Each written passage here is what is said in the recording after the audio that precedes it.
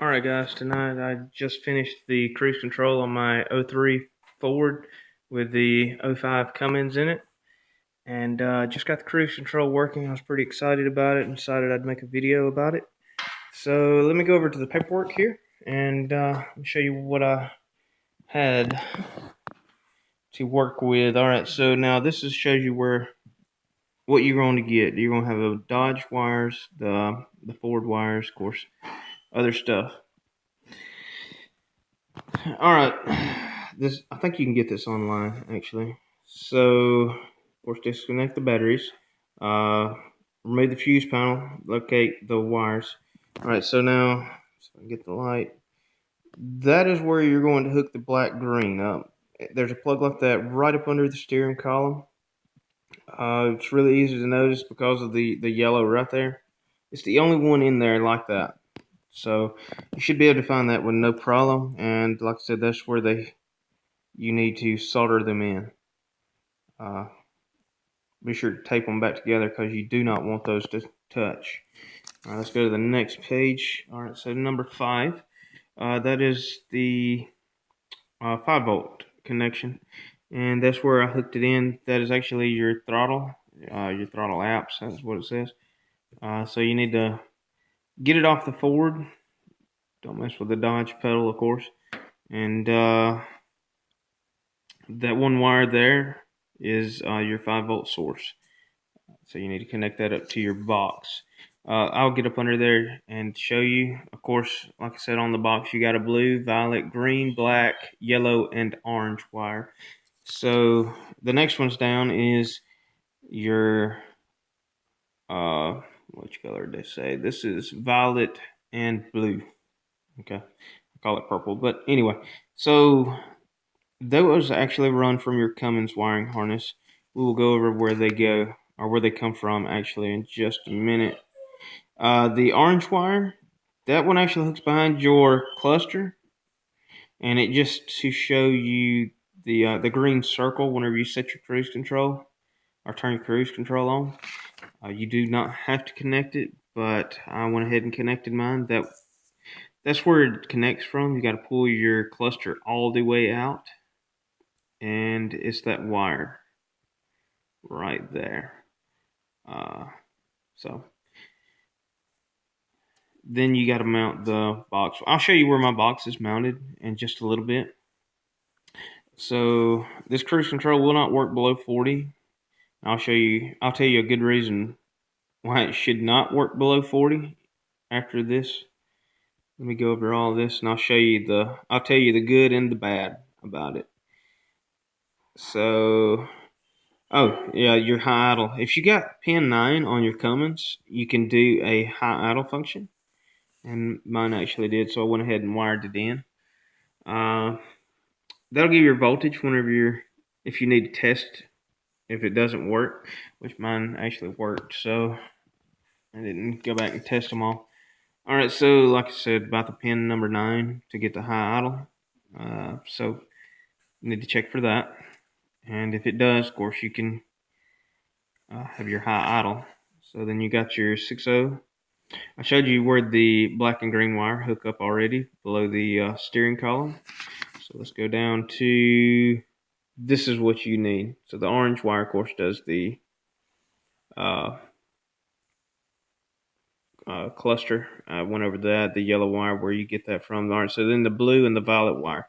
All right, so that is pin 24 and 46 on the C2. So that is your back connector closest to the engine. Closest to the firewall. And so you got to wire in a relay so it will know whenever you hit the brake to turn the cruise control off. So that is where you got to wire in for that, and it is pin 36, 37. You have to wire those two together, and they go into the relay. And here, since we were talking about the relay, let's go over this right quick. All right, so that's your pin 36, 37. Comes in on the 87A. You have a ground for 85, and then a ground for 30, of course. And then you got your forward brake switch. All right, so now my Ford, I have a I have a brake controller for my trailer behind it, and the green wire for the brake controller actually worked exactly like it needed to. Whenever you hit the brake, it shows power. So I wired into that, and it worked great. So let's go over all the wires that you have to connect on the C2 because um, actually I had to pull mine off twice. So let's make sure you do not have to. So number 9, like I said, is the high idle. So you have to check for that and see if you can do that. Number 11, I wouldn't go over that yet, but that is your vehicle speed sensor. You have to have that so the Cummins actually knows how fast you're going. I'll show you where I wired mine up, but they say you need to wire it up to your ABS, and I just didn't feel like getting all the way down there because on the 03, it's not where the 05 Fords are. And so I can show you where I did that. So then let's just go to your sensor ground, your 24.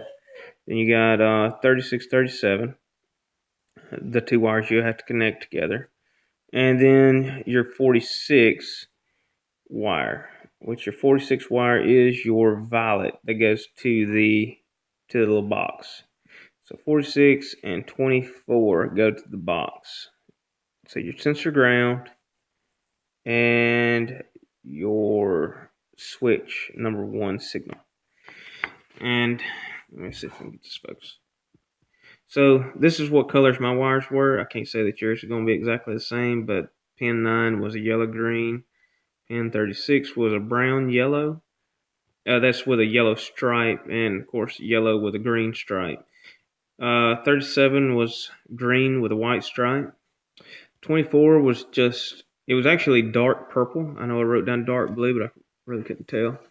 And 46 was a light brown. So those two didn't have stripes on them. And that should be all that you need to know to wire this in. Like I said, let me go back over here and I'll show you where the connector is. And it is the connector right. So if I can get it to focus a little bit. All right, right there. That is your second connector to the back of the motor. And of course, I got mine ran up over and comes back down here. All right, so now my vehicle speed sensor. If you look up your pinouts on your ECM or PCM, or I forgot what Ford calls it, but anyway, on this one right here, the very back one, there is a VSS signal wire that you can connect to your Cummins, and you can get your VSS on your Cummins that way. Real simple. That was the easiest way, and I think you can see the little red wire right there. That's how I wired mine in. Let's go in the inside, and I can show you the little box and more of the connections that I've done. So, let's get down here. All right, so this is where I attached everything. All right, so you got your PCS, of course, for your transmission. I have my de-stroked tach meter, and then the little black box with nothing on it, that is your cruise control sensor, or a cruise control box, I guess we'll call it. All right, and then the wires coming out. Right there, you have a green, black, yellow, orange wires. They go, of course, where I showed you on the paper earlier. They go up into it, and then you got the blue and the violet, and those go back to the Cummins. Then the relay right up there.